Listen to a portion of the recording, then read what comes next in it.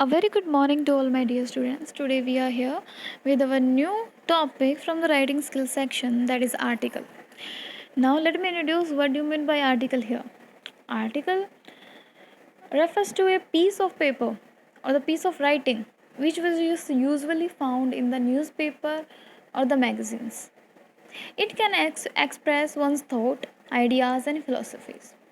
Yes, if I will talk about an article, it involves your thoughts, ideas, and philosophies. And here is a difference between the report and the article. Report includes all the facts, only facts, and the reasons which just actually happened at the time. But this article involves the research and the facts, and also including with your own thoughts, ideas, and philosophies. Now let's start that how or why an article is so important to write, or why an article is to be written. The first point declare here that if you want to give any kind of information or ideas about any subject or theme, then article can be written. The second point gives you ideas that if you want to express your views on any issue of social interest in the society, there are so many issues which you can raise and you can express your views on it.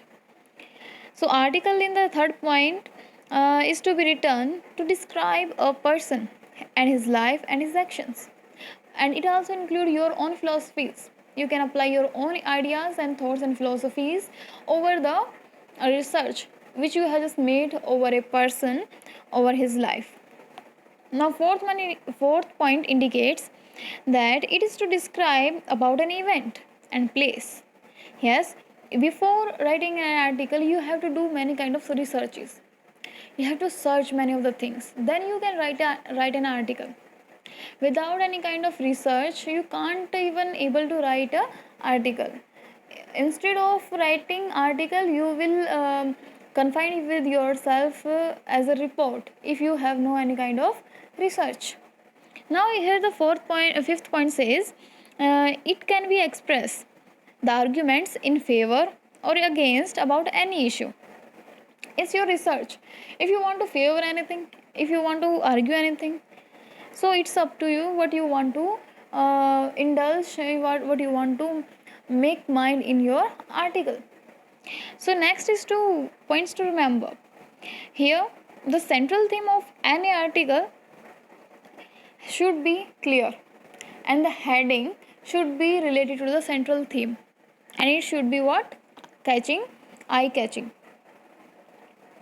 So after the heading there is a come byline. Bylines means when you written by Monica, by Ritu, by Renu, whatever with the name, by the name, by name, then that is called byline. Then here is the introduction of the opening paragraph. Then you fourth point says then use facts and shows cause and effects. Here we indulge in the whole body of the article. There are 3 or 4 paragraphs basically, and in the 3 or 4 paragraphs you basically use your you can say research and facts which shows the cause and effects. So next is that you can give your example to support your views, your own views, so that other can create so many comparison and contrast to justify your own views, and it should be in a logical manner.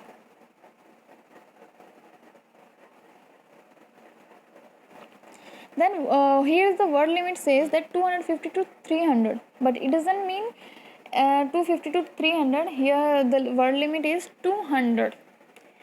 200 is the limit for an article, and it carries not only 8 mark, it also carries the 10 mark of the questions.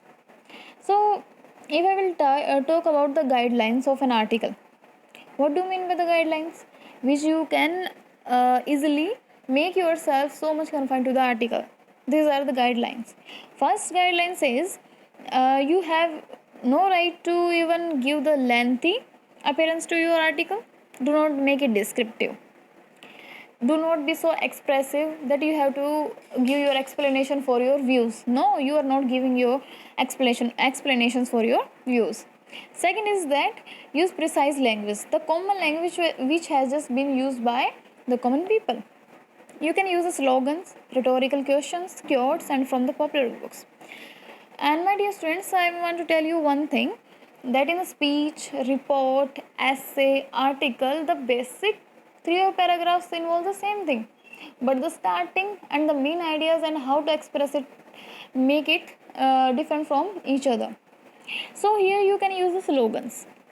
Slogans means any kind of quotes, and rhetorical questions are those questions which you can put in the first of the initial paragraph, so that you can make your article interesting and so much attractive. Now here fourth point says article must be based on the research and fact. Article must be based on research and fact. I just told you article should be on the base of research and facts. It should not be like that hawa mein teer. No, it should not be like that. Fifth point says that it should be written in the three paragraphs, three or four, whatever you want. It's not compulsory that you are indulged within only three paragraphs. You can make four, but make sure that it should be under the word limit. Now I will tell you the marking scheme of the both kind. First marking scheme is according to 10 mark, which was just usually come in the 10th and 12th standard, and here the 8 mark marking scheme, which just come according to the 9th or 10th. Now you can see and make the screenshot of these PDFs, you can see slides. Then I will talk you about the how to write an article. After marking scheme, let me introduce how to write an article. First of all, you have to give an attracting heading, or heading you can say title, and it should be written in the middle of the page.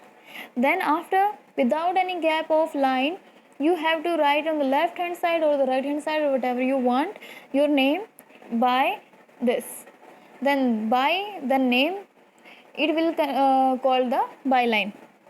For example, here I have just given that if there is a question that write an article over the Switch Bharat, and you are Anuj and Anuja, then what you have to written down, you have to like Swachh Bharat in the middle of the page, and then I have just written by Anuj, that is by line, in the right hand side of the page. You can put this by Anuj in the left hand side, but it should not come in the end. Remember this. Byline never come in the end. Now here we have basically third thing, that is paragraph. In the article we will find only three things, that is heading, second is what, byline, and then paragraphs. And paragraphs how many? 3 and 4 paragraphs, which we call the body of the article. In the first paragraph you can say you will found introduction to the title, whatever the heading it is. You have to give the introduction or the reasons and the facts about that. What you have acknowledged about that title, what you know about that title, and how can you show your title is so emphasizing that you are doing an article with an important topic. You have to justify these things into your introductory part. And you can also use the quotes closed in the inverted commas. And the introductory जो part है mainly आप किस इसको indicate करता है, it indicates the mainly the question what. जैसे ही आपने heading में कुछ भी डाला है, उस हेडिंग का क्या मतलब है, इसका क्या लेना देना है, वो आप इंट्रोडक्टरी पार्ट में ज़रूर डालेंगे. आप इसको ऐसे की तरह नहीं लिख सकते. ऐसे में आप शुरू से एंडिंग तक आप एक रिदम में चलते हो, बट इसमें आपको रिदम चेंज करनी पड़ती है. आपको इंट्रोडक्टरी पार्ट में आपको व्हाट का आंसर देना होता है, WHAT व्हाट. एंड व्हाट का आंसर क्या है, जो आपकी हेडिंग है वो क्या है, उसका मतलब क्या है, उसकी रिसर्च आपके अकॉर्डिंग क्या कहती है कि वो चीज़ क्या है. फॉर एग्जांपल अगर मैं बात करूँ CAA, और इससे भी इजी बात करते हो स्वच्छ भारत की, तो आपकी जो इंट्रोडक्टरी पार्ट में आप स्वच्छ भारत के बारे में बताओगे कि स्वच्छ भारत किसने शुरू किया, कब शुरू किया, क्यों शुरू किया, वो आपकी रिसर्च में होना चाहिए. तो आपने वो चीज़ें वर्ड का आंसर दे दिया. अब मुझे क्लियर हो जाएगा, एग्जामिनर को क्लियर हो जाएगा कि बच्चे को नॉलेज है कि वो जिस बारे में आर्टिकल लिख रहा है उसको वो क्लियर है।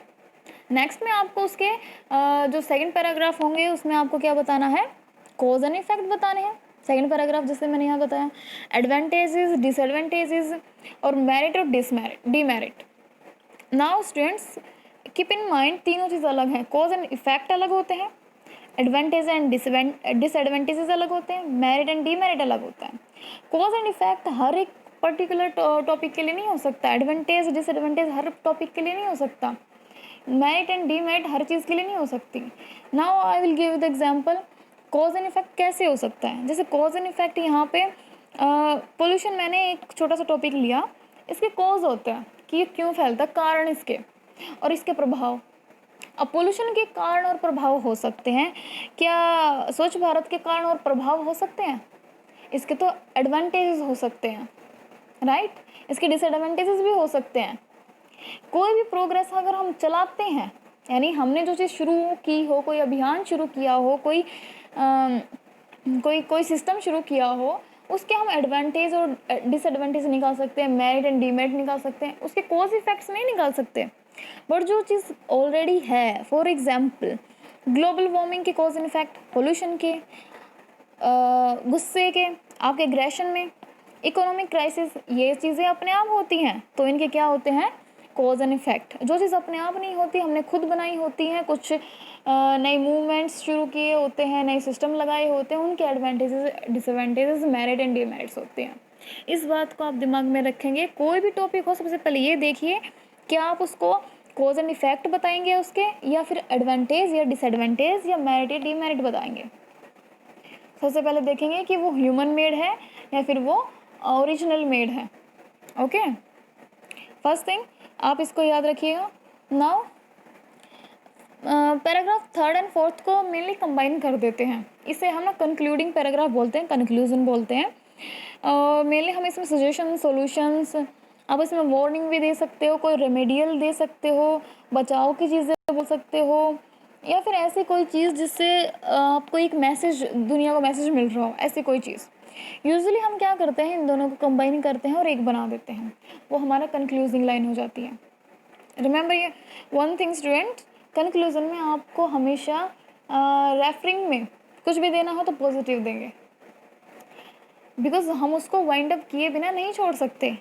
हर एक चीज़ का एक पॉजिटिव साइड होता है, you have to mention that in the conclusion and after that you have to give your own views about that positive idea, and that is the conclusion. In conclusion, the basic thing are these which are just written here, like solution, suggestion, remedial, facts, hope, warning, personal opinion, message. Okay, now here is the format. I want to tell you one thing. Whenever you write the heading of any article, remember every first letter of each word in the heading should be capital. For example, here the heading is the odd even rule in Delhi. The T, the O, the E, the R and D, these are capital. क्या है, हर शब्द का, हर word का पहला letter क्या है, capital है। आप भी ऐसा ही करेंगे, वहाँ आप एकदम से कोई चीज़ छोटी लिख कर नहीं आएंगे। हर शब्द का पहला वर्ड क्या होगा, कैपिटल लिखा होना चाहिए। ये फॉर्मेट है, आप इसे नहीं भूलेंगे। फिर बॉडी ऑफ आर्टिकल आती है, मैंने आपको बता दी, उसमें 3 पैराग्राफ होते हैं, मेनली 3 होते हैं, 3 से ज़्यादा की ज़रूरत नहीं होती है, बट वो कंसिस्ट कर रहे हों आपके 200 वर्ड्स एटलीस्ट। देन आपके पास होता है initial passage, initial.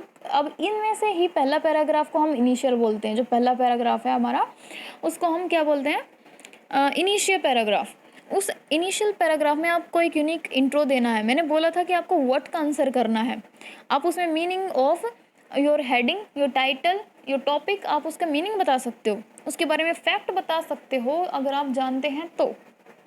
Now middle paragraph में मैंने आपको पहले ही बताया था, आप इसमें कोई रीजंस डिस्कस कर सकते हैं, रिजल्ट्स डिस्कस कर सकते हैं, मेरिट एंड डीमेरिट्स कर सकते हैं, और प्रेजेंट से और पास्ट का कंपैरिजन कर सकते हैं। फॉर एग्जांपल पोल्यूशन है, पोल्यूशन के हम रीजंस इसमें डिस्कस कर सकते हैं, उसके उसके कॉज एंड इफेक्ट इसमें हम कर सकते हैं, उसका रिजल्ट क्या रहा वो भी, और उसको हम कंपेयर भी कर सकते हैं अपने प्रेजेंट और पास्ट से।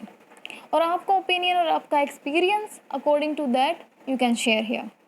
तभी तो यहाँ आप अपने व्यूज़ को डाल सकते हो। ये फाइनल पैराग्राफ में आपको मैंने पहले ही बताया कि सॉल्यूशन और सजेशंस और conclusion is the ending thing. और कंक्लूजन आपको कैसे देना है वो मैं आपको एग्जांपल्स के थ्रू बताऊंगी, आप एक बार पढ़ के देखना, उनको गो थ्रू होना।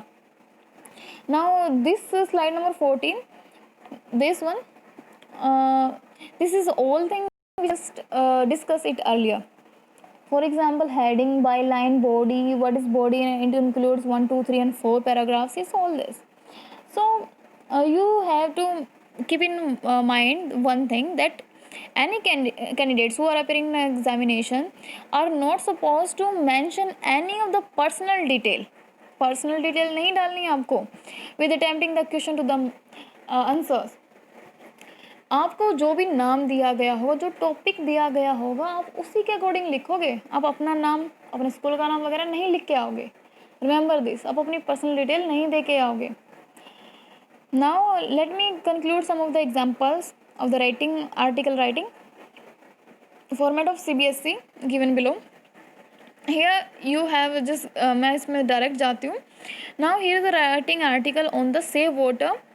Here save water, are we doing enough, are we doing enough, and it should be appear in local daily. It means newspaper में वो आर्टिकल छपने वाला है और आपको कितने वर्ड में देना है, सी कितने वर्ड में देना, ओनली 150 to 200। अब आप इसमें से देखिए पैराग्राफ फर्स्ट, सबसे पैराग्राफ फर्स्ट नहीं, सबसे पहले आप हेडिंग देखिए। हेडिंग मैंने वही डाली जो इसमें दी गई है। हेडिंग के बाद मैंने अपनी बाई लाइन लिखी है। हेडिंग को मैंने हर एक अक्षर को क्या लिखा है, सबसे पहला बड़ा, यानी कि हर वर्ड का पहला अक्षर। इसमें तो मैंने सारे ही बड़े लिखे हैं, या तो आप सारे बड़े लिखो या फिर आप क्या करो, हर टॉपिक में आपको मेनली क्या करना है, हर वर्ड का पहला लेटर बड़ा लिखना है। मैंने यहाँ पे कईयों में नहीं लिखा है, बट आप ऐसा ही करेंगे। Okay, so now here we come to the paragraph first. मैं आपको बता रही थी कि क्योर्ड्स कैसे यूज़ करना है। अभी हम क्योर्ड्स यूज़ करते हैं जो आपके खुद के भी हो सकते हैं। Nowadays we are familiar with the phrase water is life.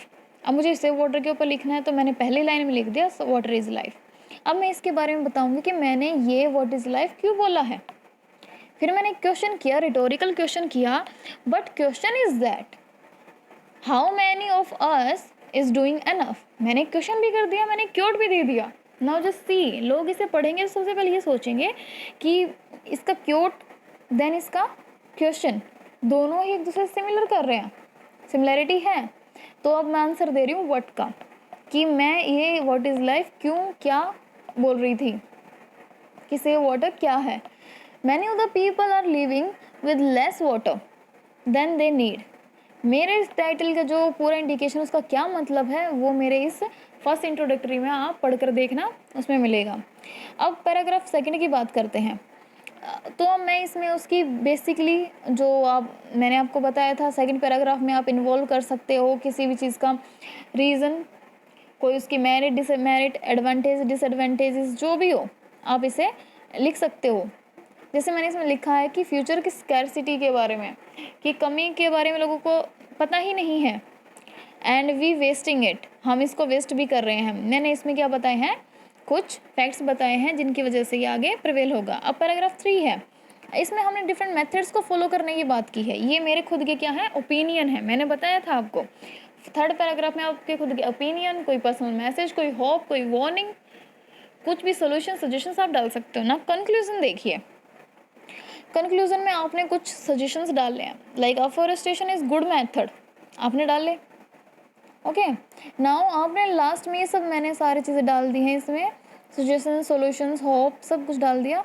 Last में मैंने अपना जो एंडिंग की है कंक्लूजन की, वो भी मैंने किस चीज़ से की है, एक यू कैन से एक क्योट से की है, जो मैंने इन्वर्टेड कोमास में क्लोज किया है। तो जब आप इसको पढ़कर देखेंगे तो आपको बिल्कुल क्लियर हो जाएगा कि किस तरीके से मैंने फर्स्ट इंट्रोडक्टरी पार्ट में व्हाट का आंसर डाला है, दूसरे में मैंने किस तरीके से उसकी reason, facts, merit, demerits, advantage, course, effect, इनमें से कुछ भी एक चीज़ डाली गई है। देन पैराग्राफ थर्ड की अगर बात करें तो उसमें कुछ मैंने टेक्निक्स की बातें की हैं, यानी मैंने अपने सजेशंस की बात की हैं, और इसमें थर्ड और फोर्थ पैराग्राफ दोनों को इन्वॉल्व कर सकते हैं हम, बट इसने अलग अलग किए हुए हैं, तो इसलिए मैंने आपको दिखाने के लिए ये 2 पैराग्राफ अलग अलग बनाए हैं। ताकि आप समझ जाएं कि थर्ड और फोर्थ पैराग्राफ रिलेट करते हैं एक दूसरे से ही, बट वो लिखे अलग अलग भी जा सकते हैं. Now here here we come with the importance of games and sports. I am sorry, मैंने इसकी heading I should not be like that. इसका आई बड़ा है लेकिन जी और एस भी बड़ा होना चाहिए था, तो आप इसे बड़ा लिखेंगे. नाउ अब आप इसे पूरी पैराग्राफ वाइज पढ़ेंगे. आप इसको पूरी कंसंट्रेशन के साथ पढ़ें और हर एक चीज़ का मीनिंग, और अब एक सीक्वेंस देखिएगा कि इसमें सीक्वेंस किस तरीके से चल रही है एंड किस तरीके से क्योर्ड्स यूज़ हुए हैं, किस तरीके से क्वेश्चंस यूज़ हुए हैं. You have to keep in your mind how what is the matter in it and what is the manner to write it down. Here I have just given healthy body, healthy mind. Now Swachh Bharat. Now I just given you the some tips. मैंने जो 4 articles आपको दिए हैं आप उन्हें ज़रूर पढ़ें और अपनी नोटबुक में फेयर डाउन कर दीजिए. नाउ मैं आपको टिप्स के बारे में बता देती हूँ. अगर सीबीएसई हमें जो कुछ तैयारी करने के लिए बोलता है वो होती है some of the important tips to keep in mind while writing an article. These are the listed below. That is, first is saying you have to keep a few general handy keywords. आपको ना मतलब एक बने बनाए कुछ keywords ऐसे होने चाहिए आपके दिमाग में, आप कहीं भी डाल सकते हो उन्हें. वो आपको प्रेजेंटेशन में आपके खुद के व्यूज़ को प्रिपेयर करने में हेल्प करते हैं. सेकंड है, आप किसी भी आइडियाज़ को रिपीट नहीं करेंगे. फॉर एग्जाम्पल, आपने फर्स्ट में आपका मीनिंग बता दिया, वर्ड का आंसर दे दिया, दूसरी बार में आप उसी चीज़ को नहीं रिपीट कर रहे हो. आप प्रधानमंत्री के बारे में ही बताते जा रहे हो. आपने पूरा आर्टिकल लिख दिया. आपने फर्स्ट इंट्रोडक्टरी पैराग्राफ में लिखना है that Swachh Bharat has been started by PM Narendra Modi. That's it. But इसके बाद आप उसके cause and effects, advantages, disadvantages, whatever be that, वो लिखेंगे. आप उसके नेक्स्ट पैराग्राफ में आप पीएम मोदी के बारे में रेफरेंसेस नहीं देंगे. ये होते हैं आपके repetition of ideas. Then 3 is feel free to give your personal opinion in 1 or 2 lines. आप 1 या 2 लाइन में आप अपने जो पर्सनल ओपिनियन है वो दें. नाउ 4th लाइन कहती है कि it's important that you do not deviate from the topic. सबसे ज़रूरी चीज़ है कि आप अपने टॉपिक से भटके ना. आपको 3 ही चीज़ें याद रखनी है. आर्टिकल बना ही 3 चीज़ों से होता है, एक हेडिंग, एक byline and then that is paragraph. 3 और 4 paragraph is there. And paragraphs में भी अलग अलग चीज़ें होती है. पहला इंट्रोडक्टरी जिसमें हम वर्ड का आंसर देते हैं. सेकंड पैराग्राफ जिसमें हम अपनी merit, demerits, reason, facts and you can say advantage, disadvantages, cause and effects के आंसर्स देते हैं, right. And third paragraph is the conclusion. Simply आपको यही 3 चीज़ें फॉर्मेट में फॉलो करनी है. इसके अलावा आपको कुछ नहीं करना उनमें. रिमेंबर दिस थिंग्स कि आपको करना क्या है. नाउ आप इसके पॉइंट्स पढ़िए. आप जितने भी पॉइंट्स पढ़ेंगे इसमें मेनली क्या है कि आप छोटे छोटे सेंटेंस लिखेंगे ना, वो आपके लिए सबसे ज़्यादा बेनिफिशियल है क्योंकि उसमें ग्रामेटिकल मिस्टेक्स होने के बहुत कम चांसेस होते हैं. देन आपको एक चीज़, अगर आप और अच्छा आर्टिकल लिखना चाहते हो और प्रैक्टिस करना चाहते हो तो आप एक न्यूज़पेपर आर्टिकल निकालिए. वो ऑनलाइन मिल जाएगा आपको. तो उसमें से आपको डेली देखना है कि किस तरीके से पैटर्न फॉलो किया गया है, उसमें क्या इंपॉर्टेंट पॉइंट्स हैं और किस तरीके से उसको प्रेजेंट किया गया है एक न्यूज़पेपर में. ओके. लास्ट पॉइंट हमें यही बताता है कि हमें किस तरीके से एक न्यूज़पेपर में उसके पैटर्न को नोटिस करना चाहिए. नाउ मैंने जो 21 स्लाइड है इसमें आपको कुछ प्रैक्टिस के लिए मैंने आपको यू कैन से आर्टिकल दिए हैं. Here the first article is about the cleaning and rejuvenating the Ganga and you are Nikhil and Neha. In the next, जिस भी आर्टिकल में आपको कोई नाम ना दिया गया हो तो उसमें आप अपना नाम खुद का लिख सकते हो या फिर XYZ लिख सकते हो, right. So you have to do this and you have to write all this article with your own ideas, philosophy and thoughts. Now ये मैंने कुछ हैंडी क्योर्ड्स आप लोगों के लिए बनाए हैं. इन द लास्ट इनको अपनी फेयर नोटबुक में नोट डाउन कर लीजिए और इनको सीरीज़ वाइज ही करें. और ये सारे के सारे जितने भी टॉपिक हैं इनके गो थ्रू हो जाना, बिकॉज़ इनके अलावा बहुत कम चांसेस होते हैं कि आपको कहीं पेपर में या फिर कहीं एग्ज़ाम में इनके अलावा आपको आर्टिकल के टॉपिक्स मिले. Because you have a standard of 9th, 10th, 11th and 12th, right? So you have to keep in mind some handy keywords, and these are some handy keywords for you so that you can put these quotations in your you can say article to present it very beautifully. I hope that you have learned this article, how we can even persuade it and how we can attempt it. If you have any kind of query, please contact me whenever you find it difficult. So all these things you have to make notes in your notebook, and if you uh, find any kind of difficulty in understanding of this very topic, then please call me. Thank you.